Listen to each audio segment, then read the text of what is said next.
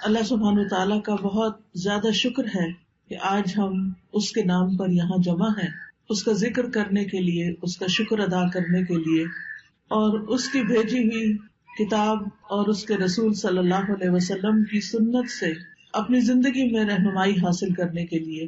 آج کی ہماری گفتگو کا عنوان ہے کہ غموں سے نجات کیسے پائی جائے۔ اگر دیکھا جائے تو ہر انسان کسی نہ کسی مسئلے کا شکار ہے، کہیں نہ کہیں اس کی زندگی میں کوئی ایسی چیز ہے جو اسے بے چین رکھتی ہے، پریشان رکھتی ہے، غمگین رکھتی ہے۔ اس میں ہوتا یہ ہے کہ انسان پھر اپنی صلاحیتوں، قوتوں، طاقتوں سے جو اللہ تعالیٰ نے اس کو دی ہیں ان سے وہ بھرپور فائدہ نہیں اٹھا سکتا۔ تو سب سے پہلی بات تو یہ ہے کہ سوال یہ پیدا ہوتا ہے کہ یہ غم آتے کیوں ہیں، غم محسوس کیوں کرتا ہے انسان، یہ پریشانیاں، یہ مشکلات، یہ تکالیف ہماری زندگی میں کیوں ہیں۔ تو اس سلسلے میں جب ہم قرآن مجید کی طرف رجوع کرتے ہیں تو پہلی بات ہمیں یہ پتہ چلتی ہے کہ اللہ تعالیٰ نے انسان کو امتحان کے لیے پیدا کیا، اس لیے وہ اس انسان پر طرح طرح کی آزمائشیں اور مشکلات بھیجتا رہتا ہے تاکہ وہ دیکھے کہ انسان ان میں کرتا کیا ہے، انسان کا طریقہ کیا ہے۔ قرآن مجید میں آتا ہے سورۃ الملک، جو ہر روز رات کو آپ پڑھتے ہیں، کیونکہ نبی صلی اللہ علیہ وسلم رات کو سورۃ الملک اور سورۃ الف لام میم السجدہ پڑھے بغیر سویا نہیں کرتے تھے، یہ آپ کی سنت ہے۔ یہ سورت قبر کے عذاب سے بچانے والی بھی ہے۔ اس سورت کے شروع میں اللہ تعالیٰ فرماتے ہیں تبارک الذی بیدہ الملک وہو علی کل شیء قدیر الذی خلق الموت والحیاۃ لیبلوکم ایکم احسن عملا وہو العزیز الغفور۔ بہت بابرکت ہے وہ ذات جس کے ہاتھ میں کائنات کی بادشاہت ہے اور وہ ہر چیز پر قادر ہے۔ وَهُوَ عَلَى كُلِّ شَيْءٍ قَدِيرٌ الَّذِي خَلَقَ الْمَوْتَ وَالْحَيَاةَ لِيَبْلُوَكُمْ۔ اس نے موت اور زندگی کو بنایا تاکہ تمہارا امتحان لے، تمہیں آزما کر دیکھے، کیا اَيُّكُمْ أَحْسَنُ عَمَلًا، کہ تم میں سب سے اچھے کام کون کرتا ہے۔ وَهُوَ الْعَزِيزُ الْغَفُورُ، اور وہ زبردست ہے، غالب ہے، بخشش فرمانے والا ہے۔ تو اس سے یہ پتہ چلتا ہے کہ یہ زندگی ایک امتحان ہے، اور امتحان ایک مشکل چیز ہوتی ہے۔ اس میں ہمیشہ انسان کے حالات اس کی مرضی کے مطابق نہیں ہو سکتے، اس پر کہیں نہ کہیں سے کوئی نہ کوئی ایسی آزمائش، کوئی امتحان، کوئی تکلیف، کوئی تنگی آتی رہے گی تاکہ یہ دیکھا جائے کہ انسان کرتا کیا ہے، کیا پھر بھی یہ اللہ سے راضی رہتا ہے، کیا پھر بھی یہ اللہ کی طرف رجوع کرتا ہے، کیا یہ واقعی اللہ کا بندہ بن کے رہتا ہے، یا اس آزمائش کی گھڑی میں پھسل جاتا ہے اور شیطان جو ہر وقت اس کو اچکنے کے لیے تیار ہے وہ اس کا نوالا بن جاتا ہے۔ پھر اسی طرح یہ بات بھی یاد رکھنی چاہیے کہ انسان پر بہت سی تکلیفیں اس کے اپنے اعمال کی وجہ سے ہی آتی ہیں۔ سورۃ الشورى میں اللہ تعالیٰ فرماتے ہیں وَمَا أَصَابَكُم مِّن مُّصِيبَةٍ فَبِمَا كَسَبَتْ أَيْدِيكُمْ وَيَعْفُو عَن كَثِيرٍ، اور جو بھی تمہیں کوئی مصیبت پہنچی تو وہ اس وجہ سے ہے جو تمہارے ہاتھوں نے کمایا، یعنی تمہارے اپنے اعمال کی وجہ سے تمہارے لیے بہت سی مشکلات کھڑی ہوئی ہیں، اور وہ بہت سی چیزوں سے درگزر کر جاتا ہے، یعنی ان پر تو وہ سزا دیتا بھی نہیں، ان پر تو وہ تمہیں کسی پریشانی میں مبتلا نہیں کرتا، بلکہ تمہارے گناہوں کے باوجود، تمہاری زیادتیوں کے باوجود بھی وہ تمہیں اپنی عنایتوں اور نوازشوں سے معمور رکھتا ہے۔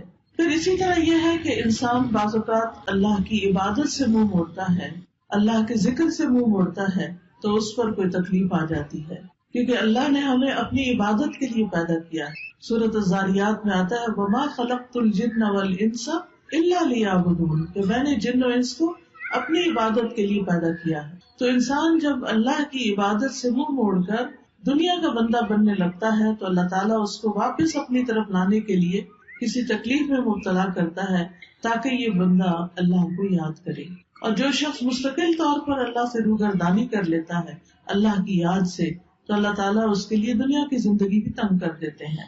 اللہ تعالیٰ کا فرمان ہے سورۃ طٰہٰ میں وَمَنْ أَعْرَضَ عَنْ ذِكْرِي فَإِنَّ لَهُ مَعِيشَةً ضَنْكًا وَنَحْشُرُهُ يَوْمَ الْقِيَامَةِ أَعْمَىٰ، جو کوئی میرے ذکر سے منہ موڑے گا میں اس کی زندگی تنگ کر دوں گا اور قیامت کے دن اس کو اندھا اٹھاؤں گا۔ یعنی اس کی صرف یہ زندگی ہی نہیں پریشانیوں والی ہوگی بلکہ آگے بھی بڑی پریشانی ہے، یعنی اس کے لیے بہت بڑی مشکلات ہیں اگلی زندگی میں بھی. لیکن وجہ کیا ہے؟ وجہ ہے اللہ کے ذکر سے منہ موڑنا، اللہ کی یاد کا زندگی میں نہ ہونا. یہ انسان کے لیے پریشانی کا باعث بنتا ہے. سورۃ الزخرف میں اللہ تعالیٰ فرماتے ہیں من یعش عن ذکر الرحمن نقیض له شیطانا فهو له قرین.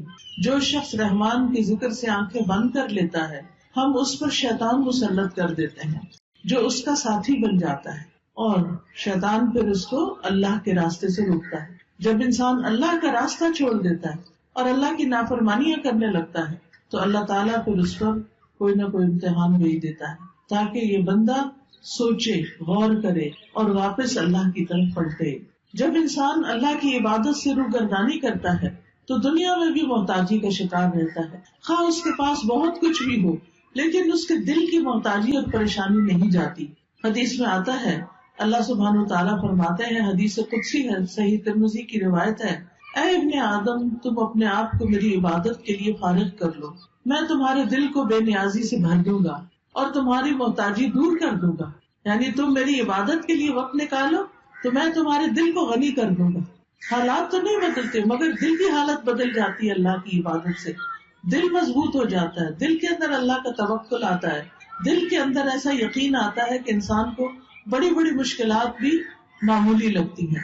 اور جب دل میں ایمان نہیں ہوتا، توکل نہیں ہوتا، یقین نہیں ہوتا، امید نہیں ہوتی، مایوسی ہوتی ہے تو رائی بھی پہاڑ لگتی ہے. اور اس طرح مشکلات اور مصیبتوں کے پہاڑ ہر طرف اس کو کھڑے نظر آتے ہیں. تو اس کا حل کیا بتایا کہ اگر تم عبادت کرو گے تو میں تمہارے دل کو بے نیازی سے بھر دوں گا، تمہاری محتاجی دور کر دوں گا. لیکن اگر تم ایسا نہیں کرو گے تو میں تمہارے دونوں ہاتھ کاموں میں مشغول کر دوں گا اور اس کے باوجود تمہارا فقر دور نہیں کروں گا.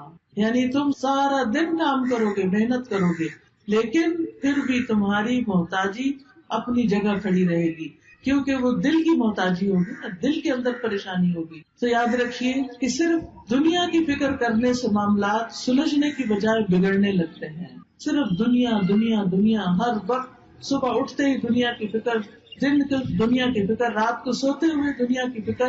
تو رسول اللہ صلی اللہ علیہ وسلم نے اس کے بارے میں فرمایا جس شخص کا مقصد اور پریشانی یا غم دنیا کا ہو اور وہ دنیا کا ہی ہو کر رہ جائے اور وہ اسی کی نیت رکھتا ہو تو اللہ تعالیٰ اس کا فقر اس کی آنکھوں کے سامنے کر دیتے، یعنی پھر اللہ تعالیٰ بھی اس کو اس کے حال پر چھوڑ دیتے ہیں. وہ دنیا کے لیے زیادہ کنسرن ہے، زیادہ فکر مند ہے تو اللہ تعالیٰ اس کو اسی کے حوالے کر دیتے ہیں اور اس پر اس کے معاملات بکھیر دیتے ہیں. اس کو سمجھ نہیں آتا کہاں سے شروع کروں اور کہاں پر ختم کروں، اور اس کو اس سے اتنا ہی ملتا ہے جو اس کے لیے لکھ دیا گیا ہو. اور جس شخص کا مقصد اور حرص آخرت ہو اور وہی اس کا ہدف بن جائے اور وہ اسی کی نیت کرتا ہو، یعنی اس کا ہم و غم آخرت ہے کہ کل کیا ہوگا، دنیا کی زندگی تو گزر جائے گی، میرا کل کو کیا بنے گا جب میں اللہ کے حضور پیش ہوگا، وہاں میرا ٹھکانہ کیا ہوگا.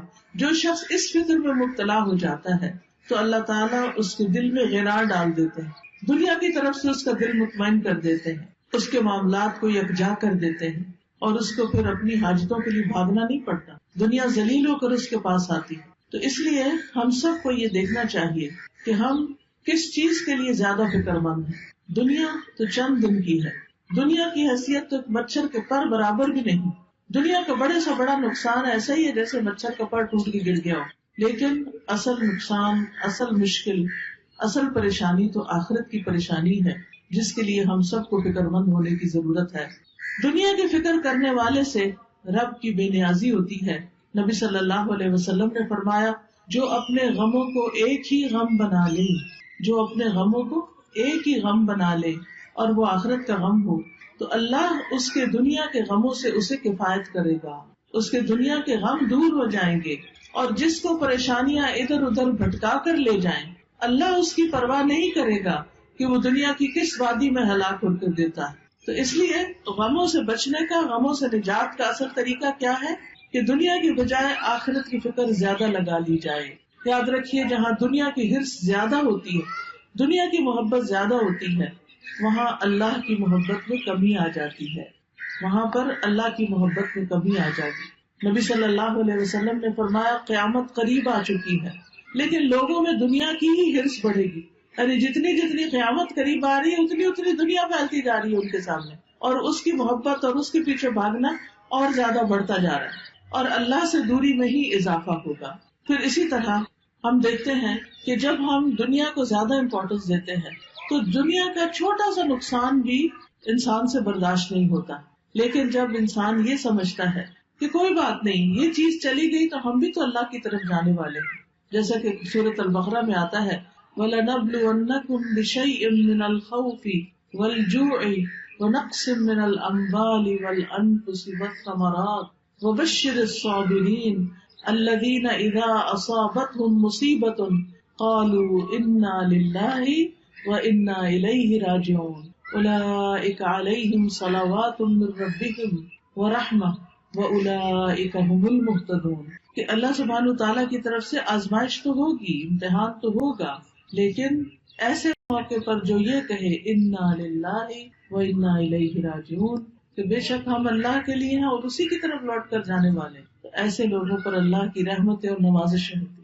اللہ کی رحمت ہوتی، اور ایسے لوگ ہدایت پانے والے ہوتے۔ تو بات یہ ہے کہ تکلیفیں تو آئیں گی، یہ تو اللہ تعالیٰ نے خود ہی فرما دی کہ ہم ضرور آزمائش کریں گے، ضرور امتحان لیں گے، خوف سے، بھوک سے، جان مال پھلوں کی کمی سے، لیکن خوشخبری ہے صبر کرنے والوں کے لیے، یعنی جب ان کی زندگی میں کوئی چیز کم ہوتی، مثلاً کوئی بچہ فوت ہو گیا، بہن بھائیوں میں سے کوئی چلا گیا، کاروبار چلا گیا، کوئی کاروبار کو نقصان ہو گیا، جاب چلی گئی، کوئی اور حادثہ ہو گیا کہ جس سے بڑا نقصان ہو گیا، تو اب یہ سب چیزیں تو زندگی میں روز کا معمول ہے، کبھی کوئی چیز پیش آتی ہے، کبھی کوئی چیز پیش آتی ہے۔ تو بتایا گیا کہ وہ ایسے موقع پر کیا کہتے ہیں اور کیا کرتے ہیں، انا للہ و انا الیہ راجعون، یعنی وہ اللہ کی طرف رجوع کر لیتے ہیں، اور صبر کے ساتھ کیا کہتے ہیں کہ بے شک ہم بھی اللہ کے لیے اور اللہ ہی کی طرف واپس جانا ہے۔ یعنی جو ہمارا کوئی رشتہ دار چلا گیا یا مال چلا گیا یا کوئی اور یعنی کہ کوئی کھیتوں میں یا کاروبار میں یا کسی کیے ہوئے کام میں کوئی نقصان ہو گیا، تو وہ کہتے ہیں اس میں بھی کوئی خیر ہوگی، اس میں بھی میرے لیے اجر ہے، اس میں بھی کوئی بھلائی ہے، میرا کوئی پیارا چلا گیا لیکن میں اللہ سے امید نہیں چھوڑوں گی، کیونکہ اللہ ہے نا۔ حتیٰ کہ اگر کسی عورت کے شوہر بھی فوت ہو جائے اور اگر اس کا اللہ پر بھروسہ ہو تو اس موقع پر بھی اللہ تعالیٰ اس کا دل تھام لیتا ہے، اور وہ کیا سوچتی ہے کہ ایک انسان تو گیا ہے مگر اللہ تو زندہ ہے، اللہ لا الہ الا هو الحی القیوم، اللہ ہے نا۔ ٹھیک ہے، انسانوں کی کمی کوئی انسان اور پوری نہیں کر سکتا، شوہر کی کمی کوئی بھی پوری نہیں کر سکتا، نہ ماں باپ، نہ بہن بھائی، نہ بچے، لیکن اس سے بڑھ کر بھی تو کوئی ہستی ہے نا، اور وہ اللہ کی ہستی ہے۔ اللہ لا الہ الا ہو، اللہ وہ ذات جس کے سوا کوئی الہ نہیں، الحی جو زندہ ہے، جس کو کبھی موت نہیں آنی، القیوم جو قائم ہے، جسے کسی سہارے کی ضرورت نہیں بلکہ وہ باقی سب کو بھی قائم رکھنے والا ہے۔ تو جب وہ ہستی موجود ہے، اللہ سبحانہ وتعالیٰ ہے، تو پھر فکر کس بات کی؟ اس نے تو میرے دنیا میں آنے سے پہلے میرے رزق کا انتظام کیا، ماں کے سینے میں دودھ اتار کے، اس نے تو مجھے پیدا ہونے کے بعد جب میرے دانت بھی نہیں تھے، کچھ کھانے کے قابل بھی نہیں تھا، کچھ ہاتھ پاؤں بھی ہلا کے نہیں پکڑ سکتا تھا، اس وقت بھی میرے رزق کا اہتمام کیا تھا، انتظام کیا تھا، وہ اب بھی کرے گا۔ تو ایسا شخص اس شدید غم کے موقع پر بھی سکون میں ہوتا ہے کہ اللہ ہے نا، وہ کہیں سے بندوبست کرے گا نا، وہ کوئی ذریعہ بنا دے گا نا، کیونکہ اصل الرزاق تو وہی ہے، انسان تو صرف سبب ہے، وسیلہ ہے۔ ایسا شخص کبھی بھی دل نہیں ہارتا، ایسا شخص کبھی بھی اپنے حواس نہیں کھوتا، ایسا شخص کی زندگی سے کبھی امید نہیں جاتی۔ اور آپ نے دیکھا ہوگا کہ کتنے ہی بچے ہیں جو یتیم پلے ہیں لیکن وہ بڑے بڑے لوگوں سے آگے نکل گئے، دنیا کی بڑی بڑی مشہور ہستیاں بن گئے۔ باپ کی کمی سے ان کی زندگی میں سب کچھ ختم نہیں ہو گیا، اللہ نے دوسرے ذرائع سے ان کی مدد کی، کیونکہ اصل اسباب تو اللہ کے ہاتھ میں ہے اور تمام چیزیں وہی پوری کرنے والا ہے۔ یاد رکھیے، اللہ کے پاس ہر مسئلے کا حل ہے، وہ ہر چیز پر قدرت رکھتا ہے۔ لہذا رنج اور غم سے، مشقت اور پریشانی سے نجات پانے کے لیے سب سے پہلا کرنے کا کام کیا ہے؟ اللہ پر بھروسہ، اللہ سے مضبوط تعلق، اللہ پر ایمان، یقین، توکل، اس سے امید، اسی کا ڈر اور اسی کی طرف لوٹ کر جانے کی فکر. یاد رکھیے دنیا کے سارے خزانے اللہ کے ہیں، سارے خزانوں کا مالک وہ ہے. وَلِلَّهِ خَزَائِنُ السَّمَاوَاتِ وَالْأَرْضِ وَلِلَّهِ مُلْكُ السَّمَاوَاتِ وَالْأَرْضِ. آسمانوں کی بادشاہت، زمین کی بادشاہت ساری کی ساری اللہ کے پاس ہے. وَاللَّهُ عَلَى كُلِّ شَيْءٍ قَدِيرٌ. اور اللہ ہر چیز پر پوری طرح قادر ہے، پوری قدرت رکھتا ہے. لہذا کیا یقین رکھنا ہے کہ سارے خزانے تو اس کے پاس ہیں، مجھے اس سے مانگنے ہیں. لہذا انسان سب انسانوں سے نظر ہٹا کے اللہ سبحانہ تعالیٰ کی طرف امید رکھتا ہے، اس سے مانگتا ہے. یا اللہ تو میرا رازق ہے، تو پتھر کے اندر ایک کیڑے کو بھی رزق پہنچاتا ہے، تو کیا مجھے نہیں رزق دے سکتا؟ آسمان و زمین کی مخلوق کو دے رہا ہے، تو دن رات دے رہا ہے اور کوئی کمی نہیں واقع ہوتی تیرے رزق میں، تو کیا مجھے نہیں دے سکتا؟ تو مجھے بھی دینے والا ہے. لہٰذا جو شخص اللہ پر یقین رکھتا ہے وہ ہر غم، ہر تکلیف میں اللہ کی طرف رجوع کرتا ہے، اللہ کی طرف پلٹتا ہے، اور اس کو یہ یاد رہتا ہے کہ ہر مسئلے کا حل اللہ کے پاس ہے. اللہ سبحانہ تعالیٰ کے سامنے اپنی حاجتیں رکھے، سجدے میں رو کر پکارے اس کو کہ اللہ تو مدد کر. کوئی بھی مسئلہ ہے جو آپ کا، اس کو سامنے رکھ کے، کیونکہ اللہ تعالیٰ فرماتے ہیں اَمَّن يُجِيبُ الْمُضْطَرَّ إِذَا دَعَاهُ وَيَكْشِفُ السُّوءَ. بھلا کون ہے جو لاچار کی فریاد رسی کرتا ہے جب وہ اسے پکارتا ہے اور اس کی تکلیف کو دور کرتا ہے؟ کوئی اور ہے؟ نہیں، کوئی بھی نہیں. آپ دیکھیں کہ جب انسان غمگین ہوتا ہے، دکھی ہوتا ہے، پریشان ہوتا ہے، اس کی آنکھوں سے آنسو جاری ہوتے ہیں، تو پاس پڑے ماں باپ بھی سو رہے ہوتے ہیں، باقی دنیا بھی آرام کر رہی ہوتی ہے، ہر کوئی اپنے مسئلوں میں پریشان ہوتا ہے، لیکن آپ کا رب جاگتا ہے. لا تأخذہ سنۃ ولا نوم. نہ اس کو اونگ آتی ہے، نہ اس کو نیند آتی ہے. سب سوتے ہیں لیکن وہ جاگتا ہے. وہ رات کو بھی، وہ دن کو بھی، وہ صبح بھی، وہ شام بھی آپ کی دعائیں سنتا ہے.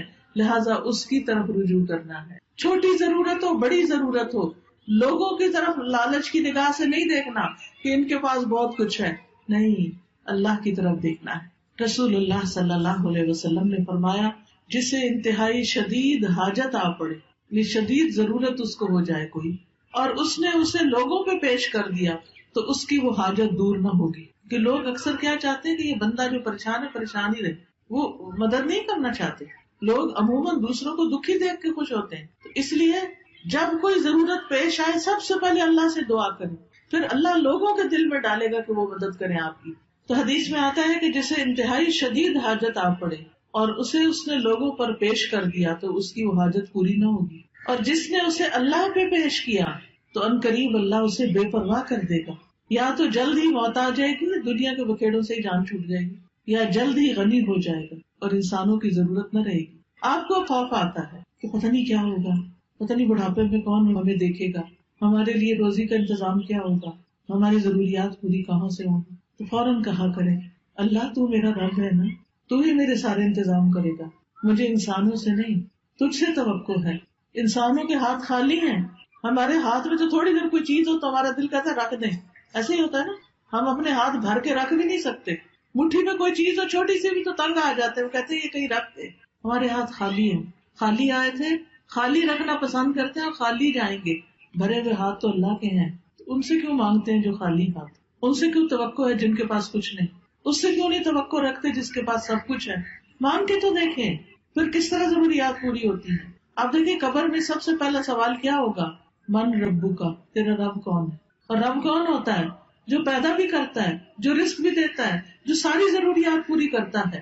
تو اگر ہم اس دنیا میں، اس زندگی میں رب کو رب مانیں گے تو تبھی جواب دے سکیں گے نا.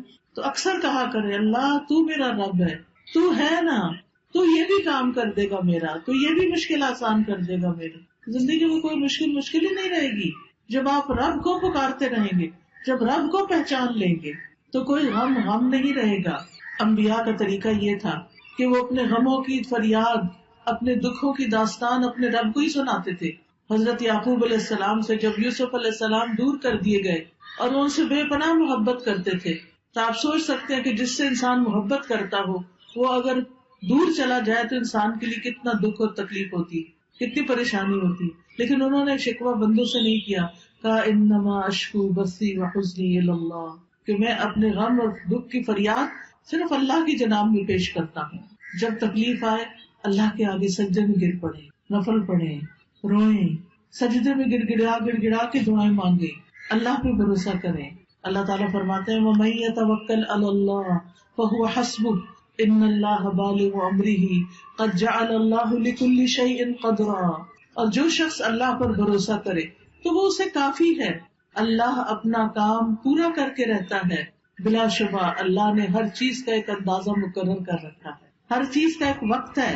اب مثلاً آپ کے صحن میں اگر بہت بڑا بھی درخت ہے پھل کا، مثلاً آج کل سردیوں کا موسم ہے اور آپ کے صحن میں آم کا بہت بڑا درخت ہے، آپ کے ابھی آم لگ جائیں تو ابھی تو نہیں لگیں گے. ہاں اگر آپ صبر کریں گے، انتظار کریں گے تو 6 مہینے بعد آپ بہترین آم کھائیں گے. اسی طرح ہر کام کا ایک وقت ہوتا ہے. مثلاً کسی کی اولاد نہیں تو وہ اولاد کے لیے پریشان رہتا ہے، تو اس کا ایک وقت ہے. اور اگر اللہ نہیں دینا چاہتا تو اس کے پیچھے بھی کوئی حکمت ہے، کوئی مصلحت ہے، کوئی فائدہ ہے، کوئی وجہ ہے، اس کو پتا ہے، ہمیں نہیں پتا کہ وہ ہمیں اولاد کیوں نہیں دے رہا.